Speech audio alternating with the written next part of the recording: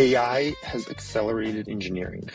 You probably are not going to change a lot from the code review perspective because you have the tools. But the code is a commodity. What are you doing at design? Because the problems are getting started there consistently. You either going to decrease your coverage or hire more people. We're option number 3.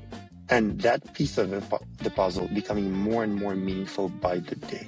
Because if your VP R&D and CTO bought Cursor for everybody, and you're not doing something to support it, they're just moving the bottleneck from that to you or to DevOps, because every function will need to scale up. Welcome to Somaini's Trust Issues. I'm Justin Somaini. Today I have on Michael Nov, CEO and co-founder from Prime Security. They're innovating in the application security space by bringing in contextual understanding AI. They're able to really do the manual labor components of application security architecture, threat modeling, and others, and really automate that to a significant extent. Obviously, a very important piece in any application security function, but one that we've always struggled to really succeed at scale across our environments. As a result, super excited to really dig in with Michael around what they're doing and how they're doing it. Hope you enjoy. Michael, good to see you, and thanks for making some time today. Fantastic to see you, Justin. Thank you for having me. Absolutely my pleasure. Really curious and interested what you and your co-founders are working on over at Prime Sec, but I really want to start off with maybe just learning a little bit about you, how you grew up, what your career was like, and maybe just start there, if that's okay. Yeah, absolutely. Happy to give you my background. It's rather boring, but I'll entertain you for a little bit. Yeah. Born in Russia, grew up in Israel for, good countries to mention in an introduction. That's my consistent joke in every single intro. It usually breaks the ice a little bit. Yeah. Classic Israeli, spent formative years of my career in the Israeli army, studied econ in undergrad, and then went as an officer to the army. So I'm not the classic Israeli founder with 8200 H1. My co-founders are, but I'm not the case. And went as a captain into the service in Israel, spent 6 years there, predominantly focused on the FP&A function, financial planning and analysis, run budgets for a large Israel command in the Israeli army. And then always saw myself growing up kind of watching American movies, and had the dream of like, hey, I should move to America. It sounds great, the land of opportunities. And after the army, decided to move to the States to go to business school. Went to Duke, and after that went to a career in the States. First started in management consulting, specifically focused on private equity consulting, helping private equities acquire tech companies and or acquire business units and stand them up as independent companies. Yeah. Rather interesting, learned a decent amount about how to build companies, how to scale companies, and then moved to early stage. At the end of the day, I'm Israeli. I'm always, I have a gravitation for technology. I saw the ecosystem in Israel being built. Always wanted to take part. And once I got my green card, which, a small factor that allowed me to stay in the States, actually moved to the early stage operator side. And then last 4 years before Prime, I spent at a relatively unknown company for a lot of security listeners, very unsexy one too, called Own Backup. Yeah. But one that did crazy well, and till today, and until the Wiz acquisition closes, is the largest exits in the security space in Israel in an acquisition. Nobody actually knows this stat. Really? But Own Backup got acquired by Salesforce for $2.1 billion. And until Wiz closes, it is the largest exit. And what did Own Backup do? I mean, I'm reading into the title, the name, I can assume, but... Backup and recovery. Who knew that it's a thing? The roles I played there is product strategy, leading that function, classic build by partner. So I build products, help the company expand to SaaS security posture management, a little bit of a DSPM as well, and was deputy CTO, chief of staff to the CTO, helping him run the technical function. The core of the company was very interesting. They backed up SaaS applications. And everybody knows that backup and recovery in the cloud and on-prem is a thing, but there's a lot of critical data in the SaaS application. On backup started was Salesforce. The sales org cannot run without sales data. And if there's any incident, and funny enough, now there's a lot of incidents in SaaS applications recently, the data is so meaningful there that companies are willing to pay a lot of money to have business continuity there. And the company started from Salesforce, doing backup and recovery, then did archiving, expanded to ServiceNow and Microsoft Dynamics to do backup and recovery as well. And I helped the company start expanding to security. Because obviously we have the data, we have the permission, so why not help the same exact operators manage more, give more security flavor to the product and start expanding. Right. Fantastic company, great outcome, great years. And that's what led me to Prime. So going all the way back, you were born in Russia. Whereabouts? Yeah. I was born in a city called Chelyabinsk. Chelyabinsk is a unknown city. I equate it to Pittsburgh in the States. Manufacturing oriented. A lot of... I was in Philly, which is not far from Pittsburgh, so I know enough about it. But is manufacturing kind of blue steel sort of thing? Yeah. The largest steel company in Russia is based out of Chelyabinsk. And the fun fact, actually, everybody in the world knows Chelyabinsk. Because the last time a meteorite hit planet Earth was in Russia, kind of a few years back, 2 blocks from where I was born. So now everybody knows it. Yeah.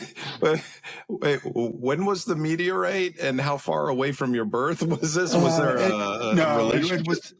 No, God. No, I'm not an alien, Justin. I am still a human being. No. The meteorite was, I think, a few years back, like 2018, something along those lines. But the fun fact is that now everybody knows, the meteorite that hit Earth last time, there. Yeah. Well, when I was growing up as a kid, some of the best trips, we didn't do a lot. We did one or two key trips to Russia. And kind of saw the whole bit, all the major cities. I don't think I went to your hometown. Probably not. Don't worry. Nobody wants to go there. It's okay. So interesting. So backup recovery to PrimeSec, and so I'm curious about what kind of made you say, hey, I want to go off and start my own thing. Was it a problem? Was it different? What motivated you? I always knew that I wanted to start a company. My dad started companies. My grandfather started companies. It's somewhere in the blood. And I think starting a company is about 2 things. Finding the right partners, the people you want to build with, because it's going to be a long road. And you need to really pick the right people to build with, because there's going to be the good, the bad. It's like getting married. There's love at first sight, but the road is very bumpy. How do you handle conflict? Yep. Yeah. How do you handle the good days and how do you handle the bad days? Because there's going to be a lot of both. And then finding the problem that you're passionate about. And it was very interesting. The people, I'll start with the people and then I'll go to the problem. The people, the story is also rather entertaining. We're 4 co-founders, which is less rare nowadays, but still not very common. And we've all been friends for years in different ways and met each other in different parts of life. Matan and Dani, my technical co-founders, used to work with me at OWN. And the fun fact there is I acquired, as part of OWN Backup, their first company. So they built a cybersecurity company in Israel. And I was looking to buy a company in the domain, to buy a lot of good talent.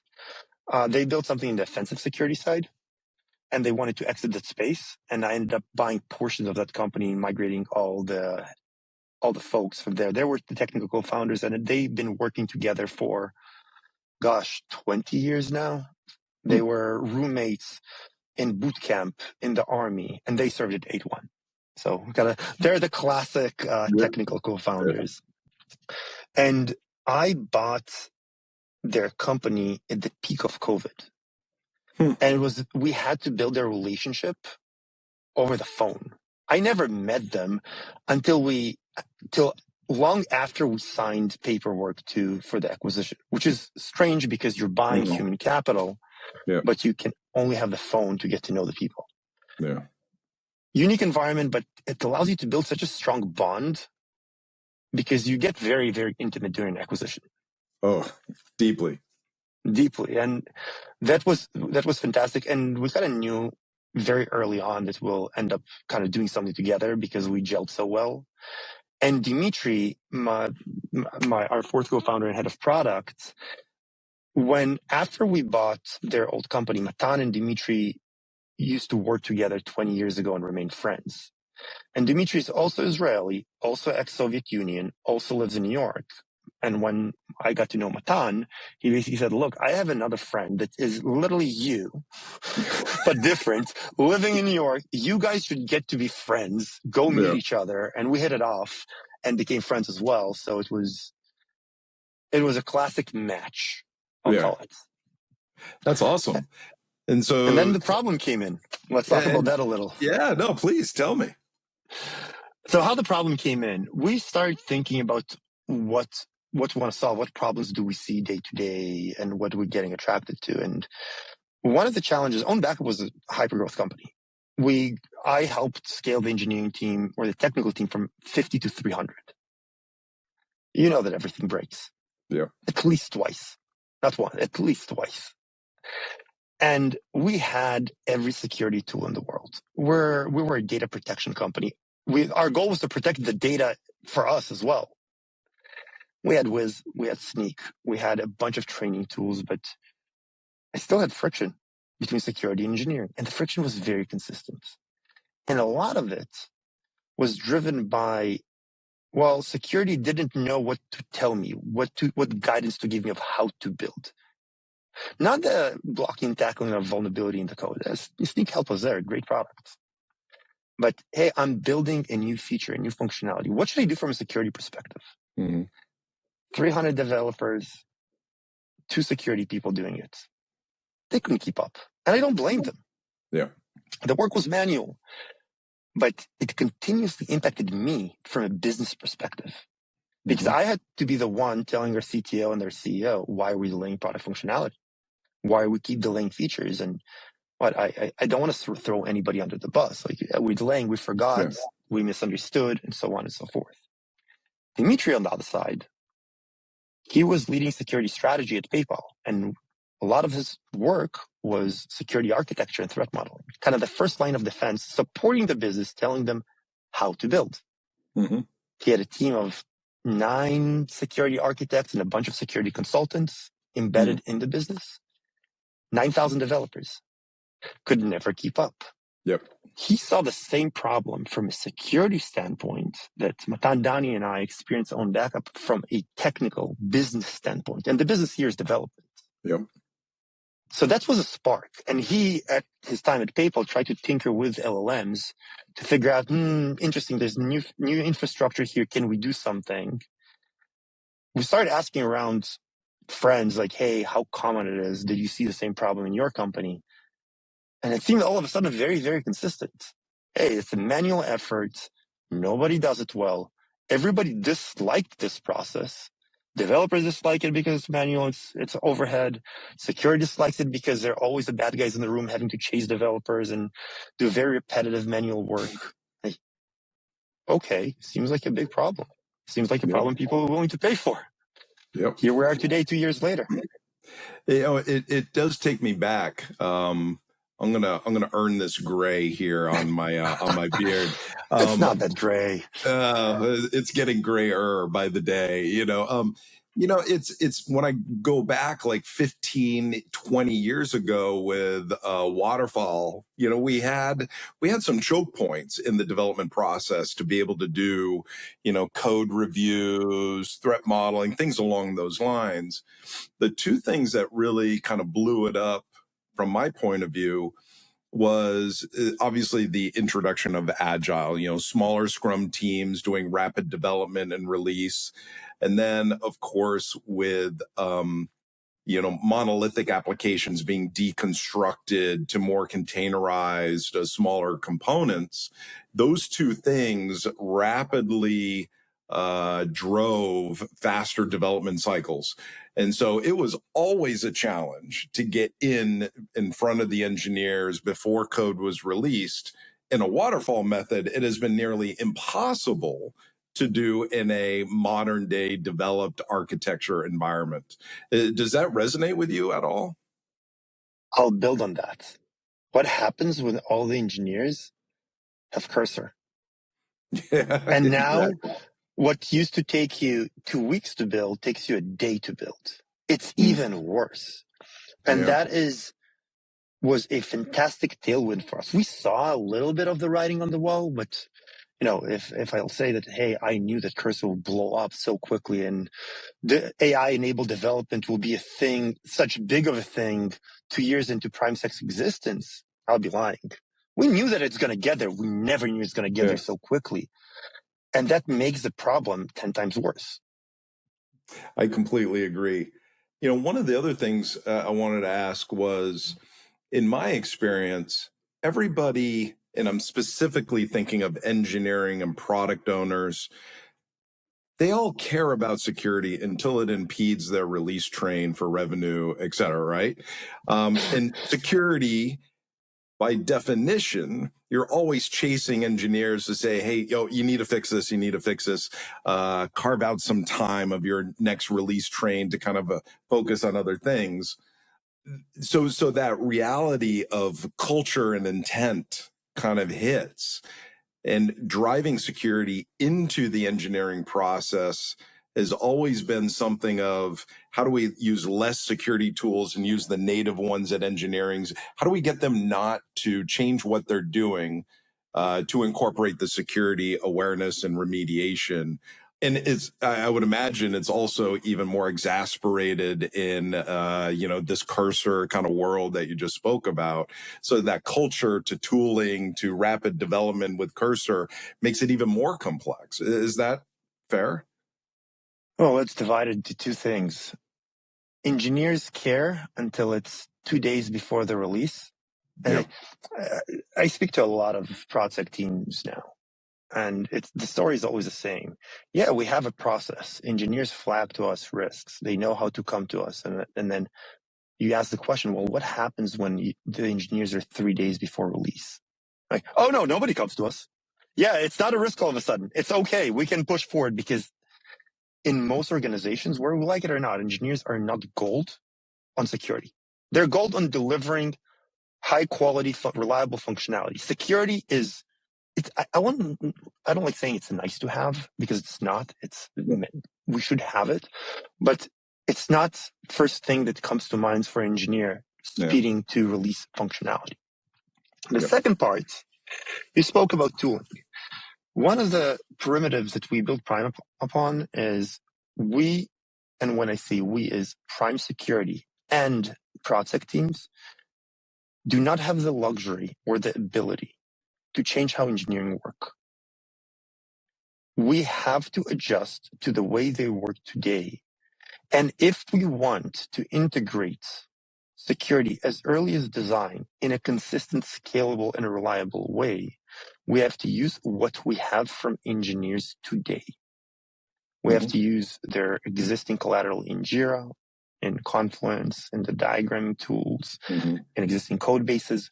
We can't continue going to them and saying, hey guys, we want to do a threat modeling exercise. Let's do a tabletop meeting, spend 20 hours on this, and you need to create 4 new diagrams for it. It just doesn't work. I saw my engineers respond to that, and they look at it like, no, dude, we're not doing that. Sorry. How can we do it in half an hour and you get one of us? Yeah, that's right. but that's a reality in the field. And we can pretend and say, yeah, it's important, we should do it, but it's not realistic. So where did you go from these problems to starting PrimeSec? Prime Security, sorry.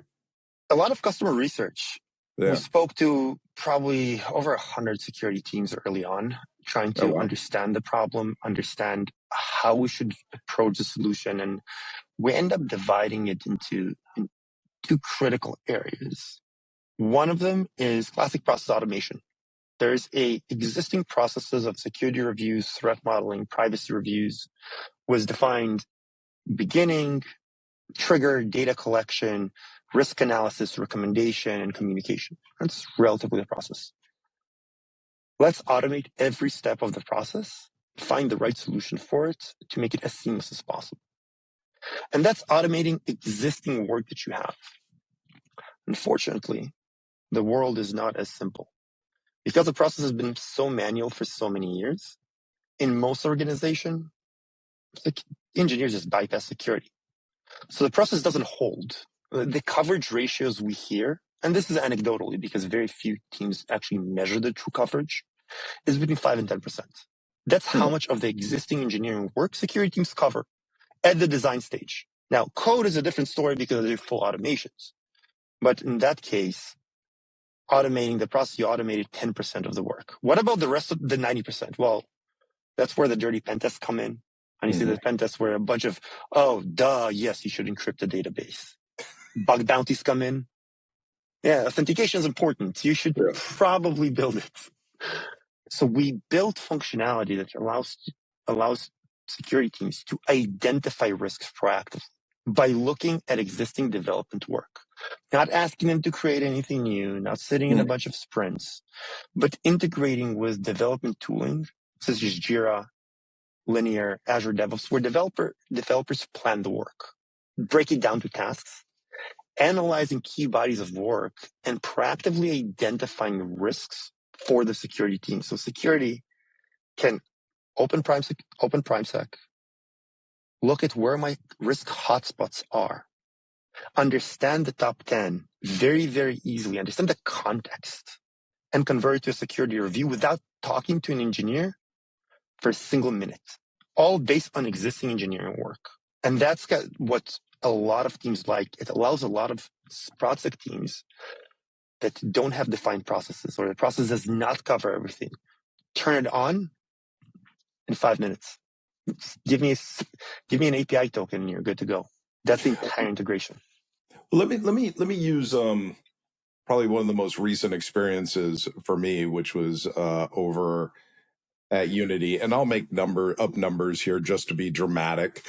It was a very typical product engineering led company, in my point of view, which meant that every product team had autonomy to do whatever they felt was appropriate for their product. Which it makes sense, but the problem was, I don't know, we had 30 CI/CD pipelines, the list was all over the place.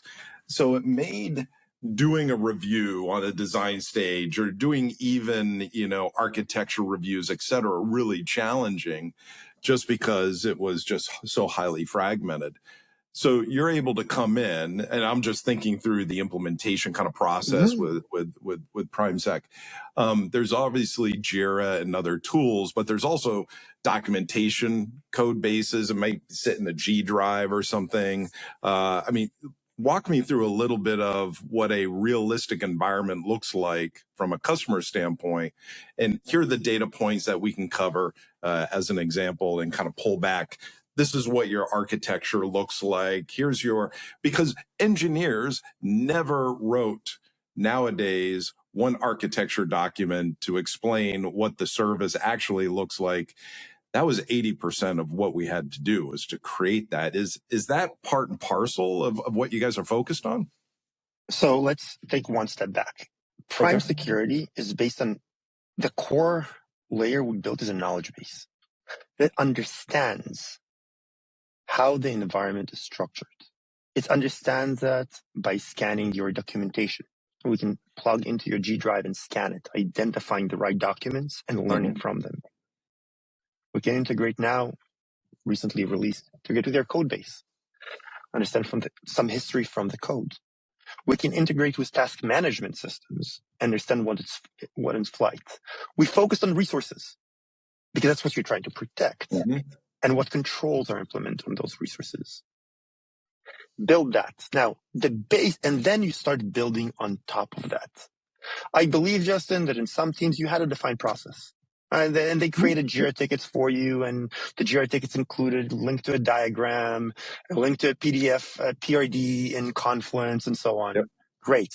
We ingest that and automate that review, either fully automated, delivering recommendations automatically to developers, or a co-pilot where we serve the outcome of the review to this product security engineer, and they need to make the final decision, click the final button, and then it can be risk adjusted.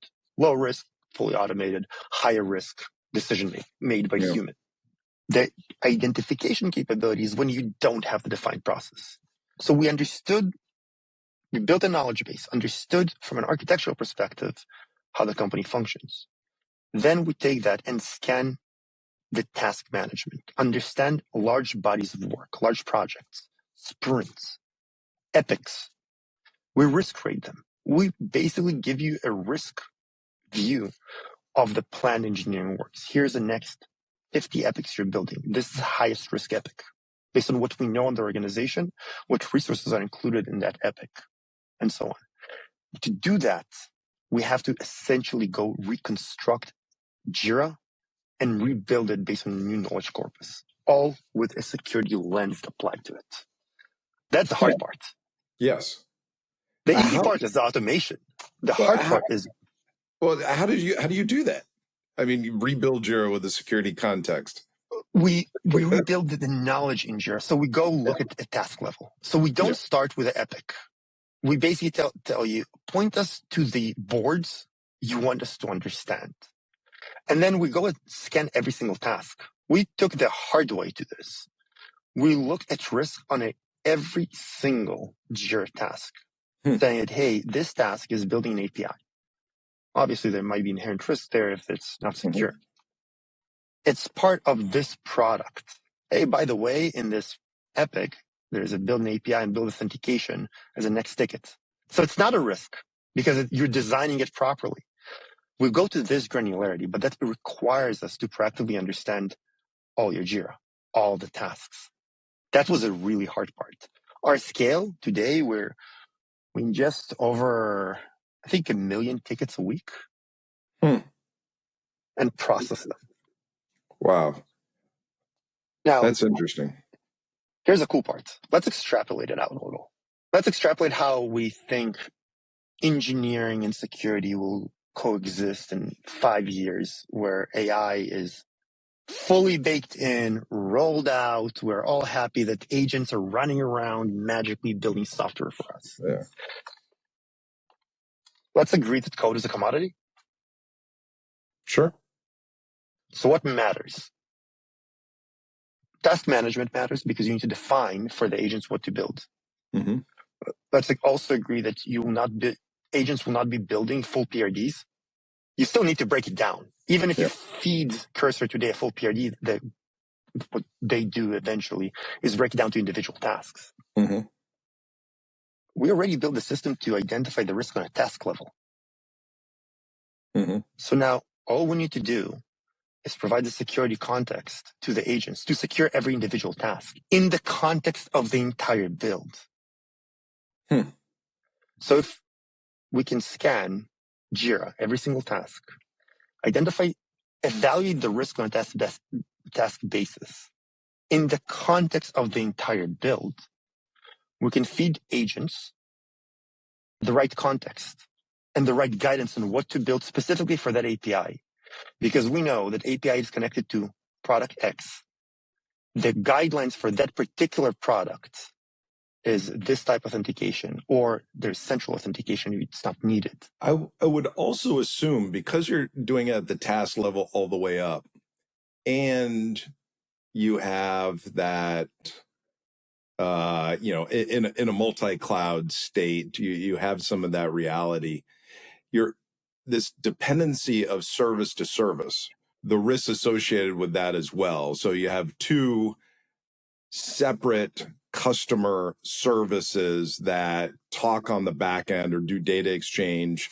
You know, there are two separate PRDs, two separate projects and services, but you're able to identify the connective tissue between the two and then really put in context what this means as you're handing it over that sensitive data to that second service. Does that make sense? Common resources, how data is handled, yes. Or like, hey, this is a highly secure credit card processing service, and we're going to pass information to another service that's going to break my, you know, regulatory requirements, or industry standard data exchange requirements because it needs to be siloed or otherwise. You're able to kind of see those, and maybe that's a bad example. But no, it's not a bad example, but you're able to see that as long as they know that you abide and supposed to follow these industry standards or these regulatory requirements. Yeah. I can test for that. Yeah. Interesting. But it's recreating the job of the security architect and automating a lot of it. So the security architect does not have to follow the same mundane manual processes and can go as granular as a task and as high as a full PRD. And the end goal is to, for the low risk, fully automate it. Send the guidance directly to the agents. So the engineers, it's seamless to them. They just write what they need to build from a logic perspective. There's a magic security architect running around in the background, guiding the agents what to do from a security perspective. Yeah. Because if we think that engineers today don't really know what to do or don't really know how to follow instructions, what will happen when all they need to do is write a few prompts and their software appears magically? That's right.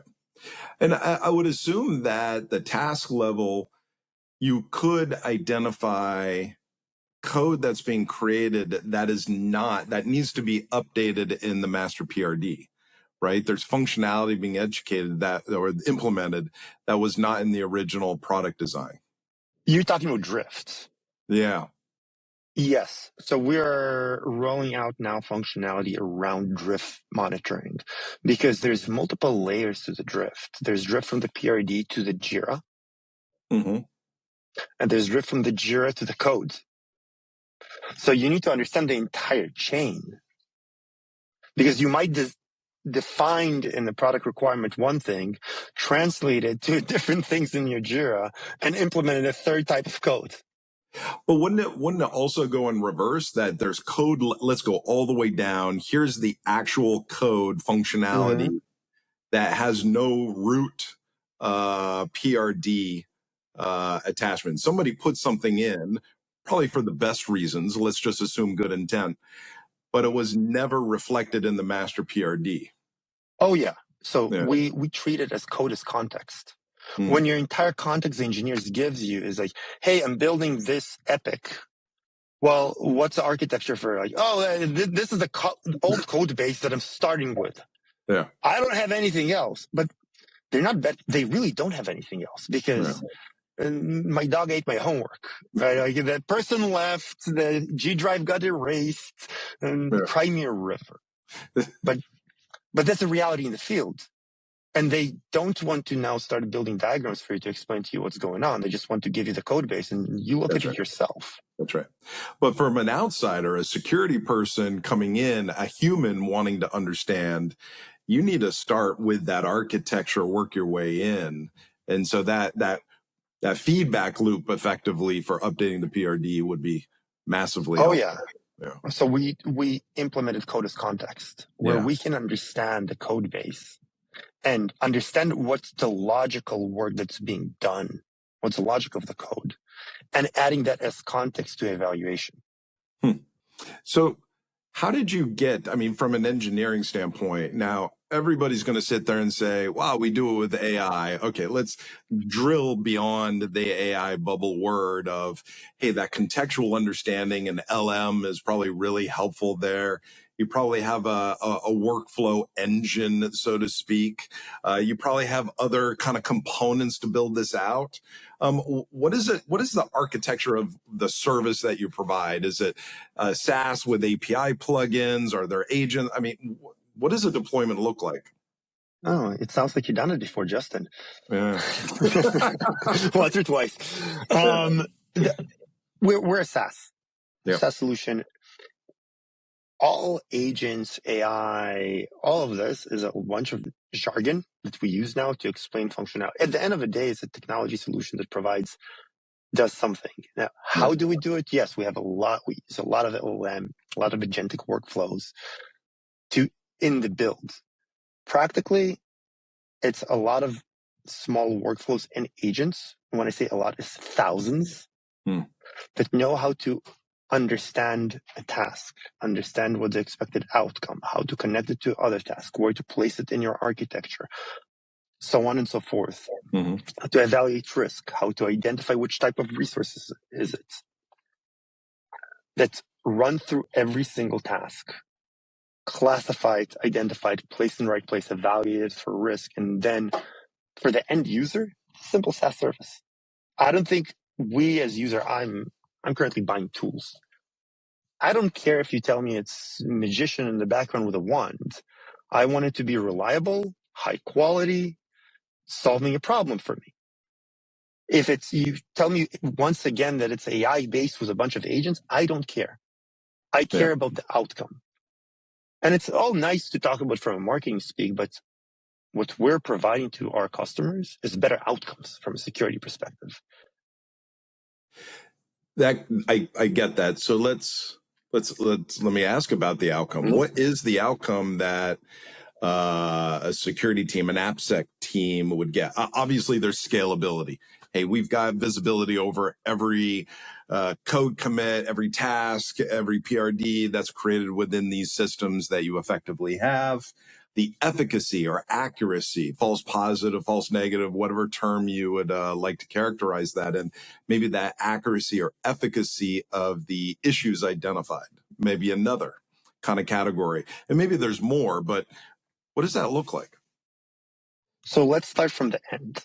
The end is to enable the business as fast as possible with risk adjusted, meaning that you know how to account for the risk. You can either accept the risk, you can defer the risk, so you can resolve, so on. The goal is to allow engineers to run faster. That's the end outcome that organizations are going after. Now, then you can go and measure it. Yes, we give you full coverage. Plug us into your Jira, we cover everything. Then from an accuracy perspective, we find that Prime on deployment on day one without context will be as good as a new, highly trained security architect that knows security extremely well, but does not yet understand your environment. As we go and as you onboard more and more material to Prime, give us more and more context, that's when we become more accurate and fine-tuned for your environment. Going back to the simple API example, maybe you have a central authentication service. And the particular authentication authorization is not required here because you need to reference the central one. That is something we will know if you tell us this. Without that, I can, if you point us to the right documentation to scan, point us to the right code base. Without that, I know the best practice. I know what the security standard is, but I don't know this nuance. Exactly as a new architect that joins your team would. So you hired our security architects, but decide that they're very expensive, very hard to hire and retain. But I would imagine that, at least in my experience, one of the first things I ask the security team and the AppSec team to do is, where are standards, document it up? Maybe it's in a wiki, maybe it's somewhere else, but and it's not completely accurate, right? So I have 30 development teams. I have a centralized authentication system. 25 of those teams leverage it. The other 5 have magical dispensation for some reason. But I would assume that's kind of what you're talking about is what are the documentation, the wikis and the standards that the security team is espousing. You touched upon two separate things here. The easy part is your central documentation system, right? your policies, guidelines, best practices, what you use internally.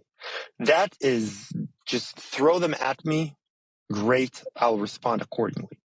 The more nuanced thing is those 25 teams that use central and 5 teams that don't.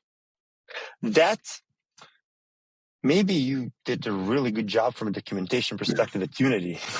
But from our experience, that's much harder to identify. That will maybe exist in some blueprints, some architectural. Historical reviews help here because you can learn from history and how it was built. Eventually pointing to a code base, if you point it to the right place, can help. Those are the nuances that will be better and better over time. Mm-hmm. Does that make sense? I think it does. I think there's one, when new projects are going out, it's fairly easy if I give it, here's our standards, here's how everything should be done. New code engineers kind of follow. Then they can go through a risk exception if they want to use, in this particular case, a different authentication mechanism. Hitting the legacy services that are there, doing those reviews. Why are these 5 not using that authentication, mechanism that's standardized? That, that to me is one, what is the gap? What is the, the identified gap, authentication not being used? And then having that workflow go back into justify, and maybe time, maybe, hey, this was an old service. It was a proof of concept and never got retrofitted with the modern day internal service. But that workflow kind of change becomes the important piece. Precisely. Now, if you give me documentation around it to help me understand, we'll understand and adjust. If you don't, I will understand the first time you tell me, hey, actually, you do not need central here. This is the acceptance criteria that we used. This is why it's different. Great. I will learn for next time. But AI is not magic. It's a fantastic context engine that can understand unstructured data, infer, build a lot of context, respond well, but it's not a magic bullet that will solve everything in the world. It does need good context. And that's why I'm saying that the accuracy, it's not the accuracy, it's always going to be security accurate. The relevancy will get better and better over time. And our benchmark, we started 70-80%. Those edge cases is where we need additional context. And the beauty of it, we need it once. Once we know it once, we can apply it, go forward. That's where it's in a way better than a human, because a human can next time forget again. Or the human is different. Here, tell us once, we're consistent going forward. And not all services are the same from a security requirements. I mean, we talked about credit card numbers, the industry certification process for PCI and other things. But even internally, from a revenue standpoint, they're not all the same. I mean, a proof of concept versus 80% of revenue generating a service, very different from a value perspective. Are those things self-identifiable, or is there a setup process? Hey, I want to do service X. Here's the revenue components. Here's the teams that are associated with it. I would assume there's always a setup of pointing Prime Security to the right place and giving the right context, or is that just partially? Yeah. Partially because revenue is sometimes very, very sensitive. You can point us to and tell us what's more meaningful to you. But there's a level of business context sensitivity that we, in some cases, don't want to get into yet. Because we're asking you for a lot of business sensitive data. There's a level where it gets tricky. But to your previous point, a lot of it is we can infer which teams are working on it. Awesome. Let's look at resources involved. Let's look at code committers, and let's look at who's tagged in Jira tickets. We know the team composition now. We know the people involved. You can, the fun part, like you want to measure the risk. This risk of design stage by a team, you can measure it by individual in Prime. How many risky epics that individual is working on? Well, and maybe this is completely out of left field, but one of the biggest headaches that I've had in almost every company is code tech debt.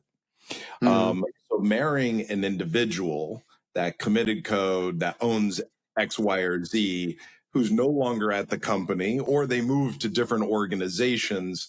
How do I have a problem with that code? How do I get it in that ticket, that issue, that problem into the right person's hands? Yeah, we're talking about different type of solutions. Yeah. We're drifting way away from the design. That's operational issues. Yeah, it's going to be operation. It's going to be like in many cases runtime because the code is running. Yeah. It's a problem, but I will not solve every single problem under the sun on day one. Maybe one day. Not day one. Not day one. Definitely not day one. One of the things I wanted to hit was the context of the problems that you identify and then highlight, or here's the risk of that. How do you define the levels of risk or contextualize that? So when it shows up at a high, medium, or low, this is what it means because this is what Prime did to kind of go through that categorization of those levels. How should we think about that? I'm very fortunate that I have a fantastic risk team that's based on extremely experienced security architects that ran this for multiple different companies, part of it being Dimitri, my co-founder. And they defined how we're going to work with risk from their experience, and they wanted to recreate how they look at risk. And I'll keep it relatively short, but we approach it from a classic risk perspective, impact and likelihood. Very, very basic. Impact, look at the resources that are involved and how those resources could be impacted. And likelihood, well, what's the likelihood something happens? And then there's different categorization likelihood. What's the complexity of a potential attack? Is a resource publicly exposed? Are there any compensating controls on those resources? And then do some math around that and give you a number. But our goal is to be always very transparent about this and try to set a standard of how do you look at risk at a design stage, because both you and I know that risk at a design stage was not ever quantified. So we're taking a first step at actually quantifying it. Yeah. Does the customer have the ability to tweak that based upon their whatevers? Yes. Yeah. Interesting. And maybe going back to a meaty topic that I don't know if you hit in the beginning, but okay. Let's assume, security and engineering are locked arm in arm 5 years from now. Big assumption. Big assumption. Yeah, it'll never happen. But we've got different priorities, generally speaking. But when we have a solution like this, the intent is how can I win mind share of that non-security, in this case, product manager, engineering leader, what have you, to own and be accountable as much as possible for the security topic within their domain. And so, do you see you're able to drive that visibility, comprehension, and ultimately accountability from an engineering team? And so the security team is almost off to the side, just reading an output, but Prime is really owned and operated by the engineering teams, or will we always be separate? Does that make sense? It does. Let me answer your question with a question. How did you do it in Unity? Because it's a challenge across every single company. Yeah, it is. I mean, listen, application security I've been doing for 25, 26 years. Don't date yourself. What's that? Don't date yourself. No, it's don't get me started. But it's always the same meta problem, objective, and maybe blocks of execution, code reviews, DAS testing, black box, white box, a whole bunch of different things. But how you inject into the process of the engineering teams is really related on the culture of those smaller engineering teams and the larger company in which you operate, right? And it's all, for me, it's always been, how do I meet the engineers at where their culture is?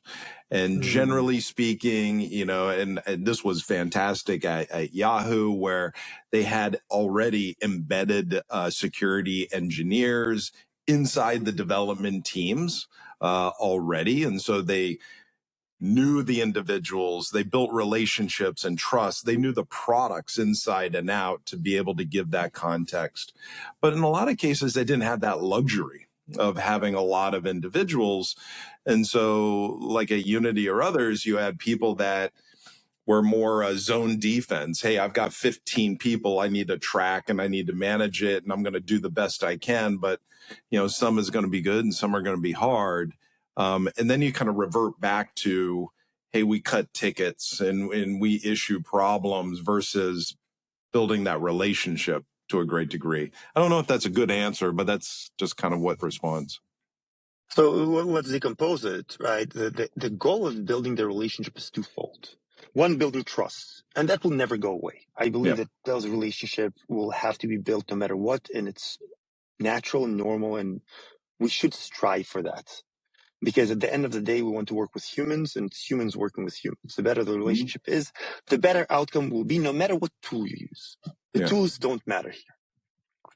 But the second goal here is to understand the context, understand the mindset, learn about the problems, so that when you provide guidance to the engineer, the guidance is relevant and contextualized well. So that's no bullshit. Because the last thing engineers want is like a security problem that can never exist. Like, oh, there is a security problem, but it's not exploitable ever, no matter how you spin it. So why are you telling me to fix it? That's right. Right. That's the gotchas of like when the relationship starts breaking, when engineers starting to be allergic to security.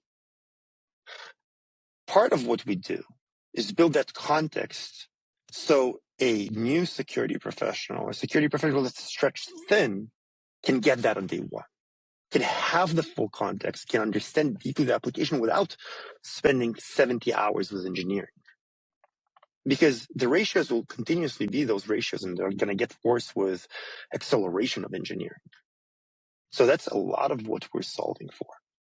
Now, in a perfect world, the relationship will still need to exist. They still need to talk to each other. But my goal is to provide security with full context, allow them to respond as quickly as possible. And for the low risk items, fully automate them, because there's defined patterns of how to respond, what to respond to. For the high risk items, maybe one day we'll fully trust AI to do everything autonomously for us. But till then, I believe it's going to be a co-pilot model for very high risk. So there's two things that I took away from that, and I apologize if I miss a more important piece. One, today, the security human or engineering human is still in the process. We're just offloading and automating 80%, 90%, insert some number of that work that honestly was never happening to begin with, now actually happening at scale across all of your products and releases. The second one is, and I don't know if you meant to say this, but so I'll just say it, because I think with a solution like Prime, you don't need the security team to be in the loop. You need a security solution in the engineering loop. And then security can provide, hey, I'm going to come in once a quarter and do a review on how things are going, versus I need to be involved in every sort of release and design review. Is that? It's almost there. Yeah. Put a risk lens to it. Security should always be in the loop when there's risk is really high. But when the risk is low, why should engineers self-serve themselves and security be in awareness? That's how we think about it. When the risk is high, at some point AI will get good enough and will trust it enough, and we as humans will trust it enough. Not security professionals, in general, humans will trust it enough to do very, very complex things in one shot for us. And we're not there yet across every single implementation. And now maybe autonomous driving is starting to get there, right? We trust that, and that's very high risk. But from AI applications, we're not fully there. So the high risk, flag it to security and do all the heavy lifting for them. For the low risk, figure out where you can fully automate the process and let engineers either just self-serve themselves, so they have their security friend always on, always reachable with 0.001 second SLA. So it's not there's, the infamous Slack channels of security Q&A or security support or whatever, that engineering posts questions and it goes to like a Slack black I've hole. Had so many of them. Yeah. Yeah, I know. You use the tools you got, right? Hey, absolutely. Yeah. But then let them have that experience that they get reliable, consistent, fast answers that make sense, that are contextually to their request, that understand what products they're working on, what security controls are there, what's the architecture of that product. Not, hey, this is just my policy. So I don't, it's a typical question I ask. There's incumbents and then there's competitors. Incumbents, obviously, are competitors. I don't know of any incumbent in this space. We've had a lot of, the Microsoft documentation on threat modeling, all the way to attempts to, put it into a process flow. What you're talking about is, I would say, a new category because of the contextual capabilities we have today with LMs or otherwise. How do you differentiate against competitors? And we don't need to talk about who they are, but is there a lot of competition in this space? Because it's fairly new to me, and it's exciting because AppSec was still is the biggest challenge to overcome within the security domain. But yeah, this seems incredibly new of an opportunity. We think about this opportunity as design stage risk management. We've defining design as everything pre-implementation, and the implementation could be either the product build, or even an integration. Heck, you can think about port opening as an implementation that's driven by the business, is asked from security by the business, that needs to be evaluated from an architectural standpoint. All of those are different type of requests, aka different type of reviews, but they're all rooted in design. And then risk management, because type of reviews again could be different. There's security, but what about privacy? The lovely stepchild that we have to have. What about fraud? Yeah, that's right.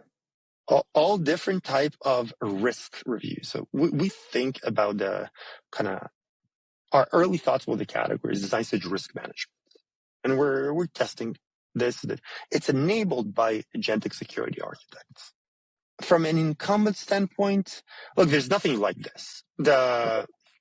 A lot of people like to think about threat modeling. That's the closest corollary. Everybody goes there immediately. It's so much more than that. Yeah. Threat modeling is a type of review. It's probably the most elaborate, most heaviest weight one.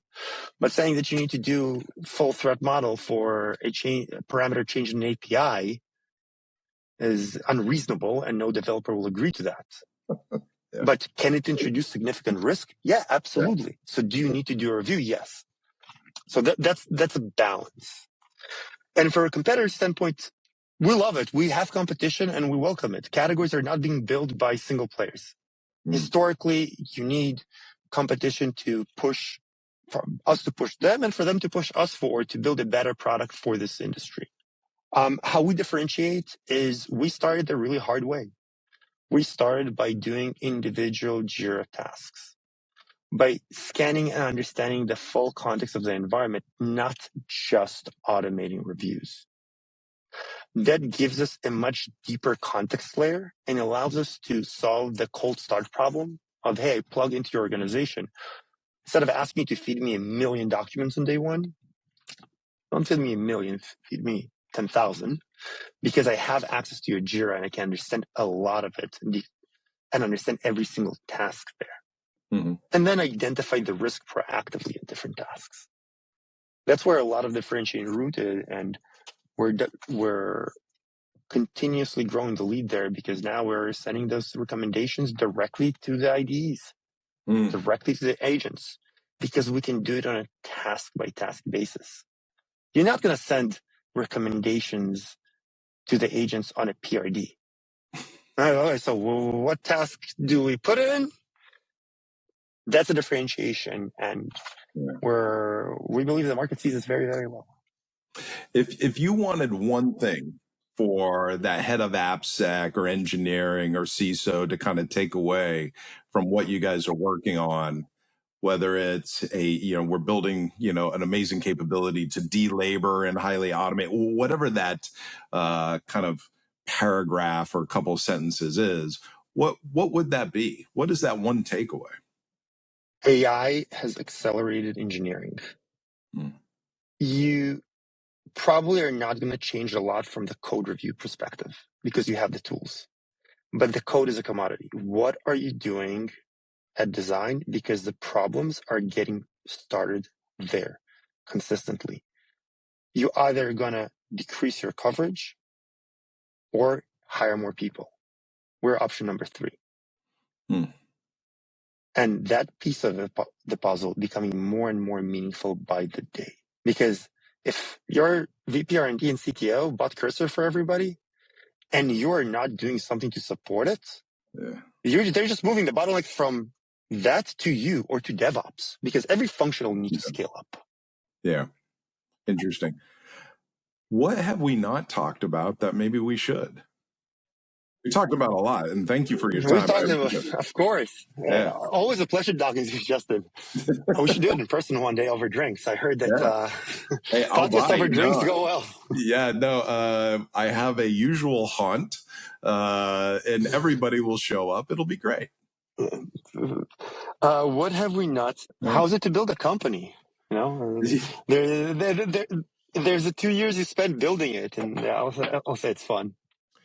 Well, you currently you're out of stealth. And if the seed A, B, C stages mean different things nowadays, depending upon how big of a round you got at seed, et cetera. But where are you in that journey? I think you're at that seed to A stage. Is that right? Yeah, we just raised a Series A. We had fantastic traction from customers. Just raised a Series A. Congratulations, by the way. That's absolutely. Thank you so much. We partnered with Scale Venture Partners, great partner, REL Cycling there. Yep. Who's very supportive of what we build. Kind of also seeing across the industry that acceleration engineering and the need to respond from security. And that's a testament. We did that in kind of a year after our seed round, a little bit more than a year after the seed round, and kind of a testament to the adoption we're getting from the industry. And we're selling for less than a year, and we closed logos like PayPal. Yeah. A few public companies like Qualtrics, it's still private and super very large. Bumble, Yext, fun logos. There's very good product security teams, very forward-looking, that are trying to keep up with development and trying to truly be business enablers. Well, I mean, honestly, the market is ripe for something like this. I think it's a really fun conversation with engineering. If I was at Unity or anywhere else, this would be a fun conversation to have with the various teams. It has the, hey, engineers, you want me as a security person off your back? This is going to help you empower yourself. Hey, head of AppSec, I keep telling you need to review all of the services, and you tell me you don't have enough people. Here's and I can't give you that money, so here's what it is. or from the board going, how are we doing across all of our revenue generating services? And I go, I think we're doing good. It kind of changes that dynamic quite a bit. And so I'm actually interested in keeping track on you guys. And so it's really excited about what you guys are building, and really appreciate your time for me today. Thank you. Absolute pleasure. Love to do a follow-up like in a year from now and see how it evolves. Fast-moving market. It's going to be a lot of fun. Absolutely. I did an analysis, a kind of a side note, not necessarily for this recording, but I use Crunchbase, and so it's always a little bit wonky with the accuracy of the data. For pre-seed, seed was about 1,000. In A was about 1,000 companies, and every stage was like a drop off on numbers, about 20%. And so getting that round and raise is pretty nice. But you're kind of getting out of the thick of things into that go-to-market engine build out. And so along that journey, of course, being on the board, you have different customers with uniquisms of their problems, and it's the same meta problem, but it becomes a lot more nuanced and challenging. And so I'd love to have that follow-up. Absolutely. It's very nuanced. It's very process-oriented problem. Each customer has their own process, their own tooling, their own variation of how they do it. It takes you time to build an engine that is flexible enough that can fit to almost any process. But once you get there, you get that velocity that just throw it at me. What do you have? Yeah. How do you want it to look like? You have this, you're going from X to Y, great, we can support it. It's from Z to V, great, we can support it. From A to D, great, we can support it. But it takes you time to get there. And initially, you try to find a commonality. Well, what you can actually do is tell people what their process is. Every company I've been a part of, it's like, yeah, we've got engineers. We don't know the 50,000 different processes of development, release trains, or whatever it is that they're operating on. Having a solution to say, this is actually how things happen. Oh, valuable beyond words. Yeah. I hear you. Yeah, that's part of it. That's where's the risk in engineering is. Yeah, absolutely. Michael, thank you so much for your time. I really appreciate it. We'll get the recording, and I'll get somebody to kind of clean it up, and we'll share it out to you, of course. We're not releasing until February of anything, and so we've got some time. But yeah, take a look and let me know if you're good or not good, and we'll take it from there. Fantastic. Thank you. That was a pleasure.